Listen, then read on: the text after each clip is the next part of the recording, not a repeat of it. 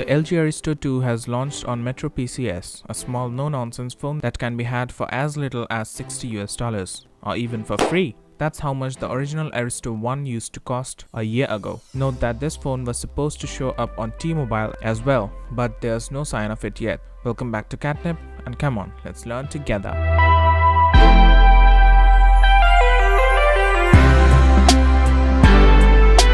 Anyway, the sequel keeps the 5-inch 720p display, though it's an IPS panel this time around instead of the TN panel. You are still looking on Android Nougat 7.1.1, but with a bit more RAM. It's now at 2GB. The storage is the same at 16GB with 9GB user accessible, and the camera department kept largely unchanged. A 13MP 1080p camera rests at the back. The front gets a 5MP 1080p camera with the ability to unlock the phone with facial recognition technology. But there's a fingerprint reader on the back as well if you prefer that. The LG Aristo 2 works on Metro PCS's LTE network and sports Wi-Fi calling as well. The battery is relatively small at 2410 mAh, but the estimated talk time is around a solid 17 hours.